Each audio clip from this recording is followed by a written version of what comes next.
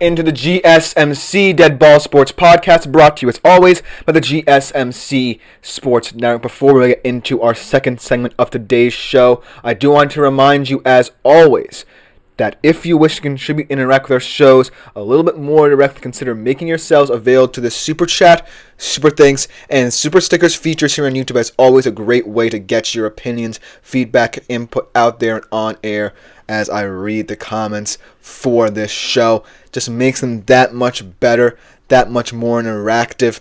I feel like you, our faithful audience, are a big part of what we want to continue to preach with our shows.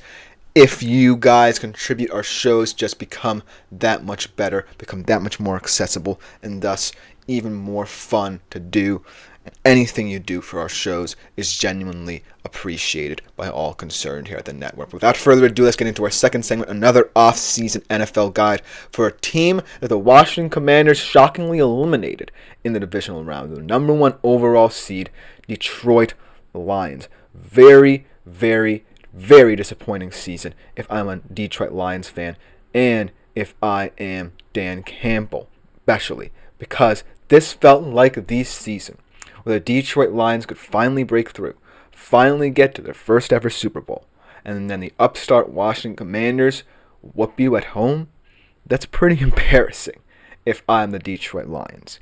And then, to top it all off, finally, after an entire offseason where people were shocked that both of these guys didn't get head coaching jobs in this head coaching search cycle, both of your coordinators for that matter, not just your offensive one, who went to your rival in your division nevertheless, have left you.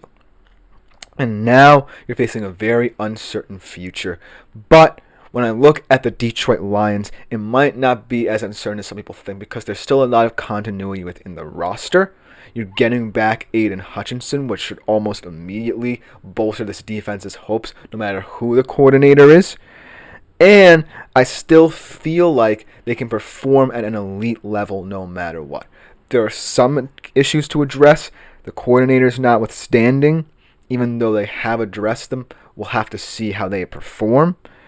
But ultimately, this is still the same team that I feel can continue to compete in the NFC.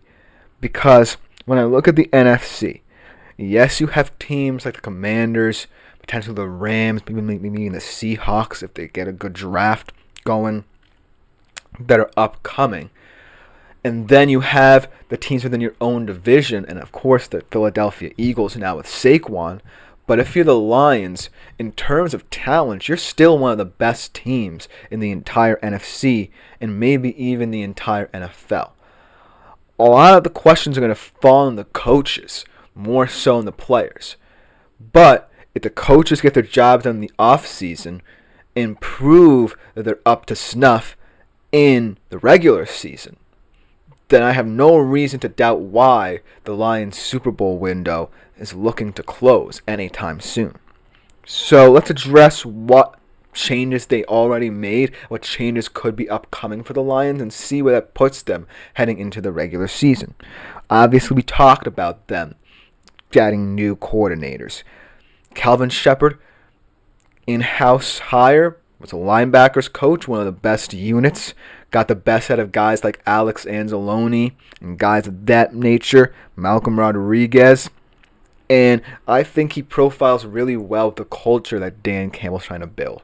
And I really think that linebacking unit could become the heart and soul of this Detroit Lions team no matter what they do in the offseason to, again, acquire potentially a guy in Myles Garrett to partner with Aiden Hutchinson off the edge. But ultimately, I like this hire because it's an in-house hire. It's within a position group that really is the ethos of Dan Campbell football and the epicenter of what they want to build on.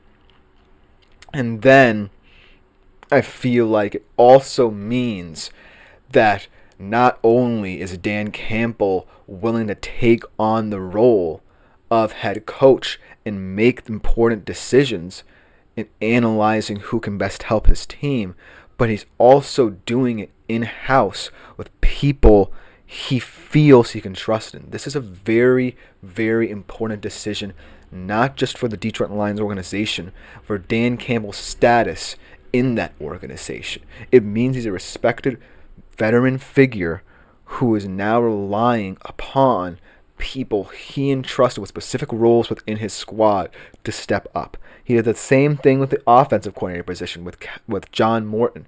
Did not necessarily work with them last year, but he had worked with them before with the Broncos passing game coordinator last year, and look what will happen with Bo Nix. And I feel like Jared Goff is a little bit more of a refined Bo Nix, so I think this marriage works perfectly for this offense.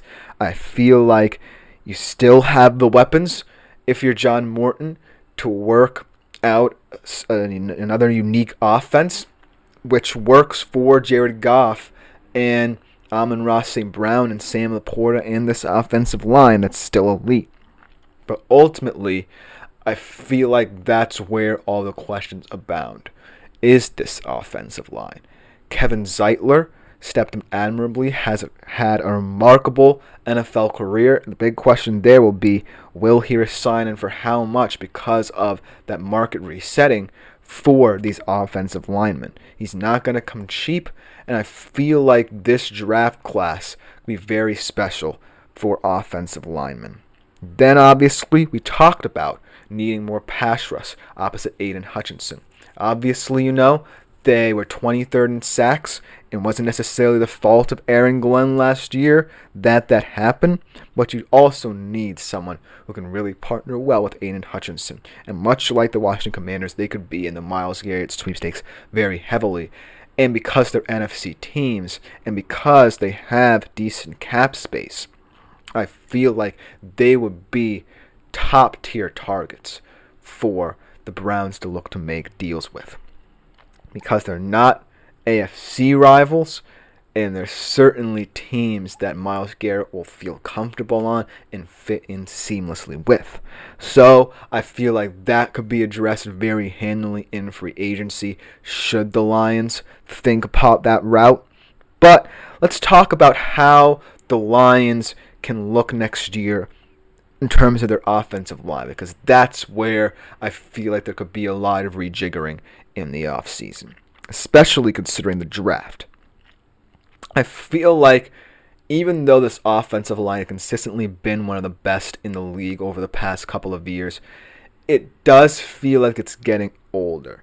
And even though there's still guys performing at all pro levels, like I said, Zeitler, Penei Sewell is still pretty young, but, in terms of offensive lineman age, he could be aging very steadily because of the wear and tear that position has on you. And then a guy like Frank Ragnow, the center position, who was also, in terms of contract situations last year, very heavily involved in last year's offseason for the Detroit Lions. But ultimately, that's a small issue that I think they can fix the draft because of the depth of it. I think that a guy like Jonas Savaiinaia could fit in very well, fascinating in run pro, decent in pass protection, nice solid frame. And another guy we talked about, an Ariante Ursary. I feel like he as well fits very well, especially with the scheme if they want to continue to be a run-heavy offense, really work in both Gibbs and Montgomery even more next season and alleviate some of the pressure on Jared Goff. I feel like those two guys will be guys at the back end of round one that the Lions can pick up and feel pretty good about. But most importantly, I feel is going to be the first game adjustments for these new coordinators. If you're Calvin Shepard and you get a lot of pieces in the offseason for this defense, maybe Myles Garrett being one of them, I feel like you're going to have to find ways to develop each and every single unit now instead of just the linebacking core, because now you have a defensive front seven. If Myles Garrett signs with you or is traded to you, with Myles Garrett, Aiden Hutchinson, a guy in Anzalone who you really brought the best out of, and another group of role-playing guys who fit into the identity and culture of Detroit Lions football. And then the back end is probably the most talented unit you have at your disposal if you're Shepard as well, because Brian Branch can be really versatile for you. I like how Kirby Joseph looked, the league leader in interceptions, and Malafanu was a nice young player who's a decent piece. So overall, this could be a very well-rounded defense next season if the Detroit Lions invest in it heavily, whether it be through free agency or they want to take some risks in the draft. And then if you're John Morton, I feel like, you can work into this offense similar things that made the Broncos offense tick last year. I feel like, as the passing game coordinator for the Broncos, he was responsible for making Bo Nix more comfortable and adjust to the NFL. And he really did it in spades by working in a lot of screen action game, really relying heavily on the running game, and then dialing up deep shots where he saw fit for Bo Nix as well.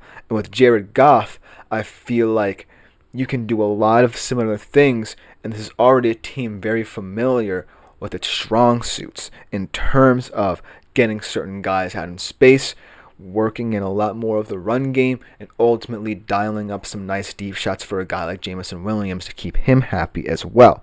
So I do feel like the Lions have a lot of avenues they can take in the offseason.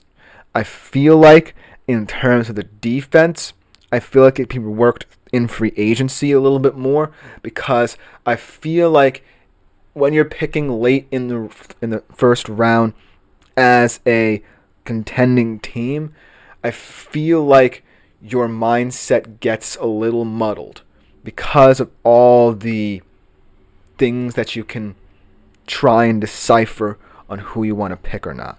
But ultimately, I think if I'm the Lions, there are a lot more free agent additions I can make on the defensive side of the football rather than addressing them through the draft. And I feel like if I'm the Lions, drafting an offensive tackle, getting younger in that unit is paramount to my success.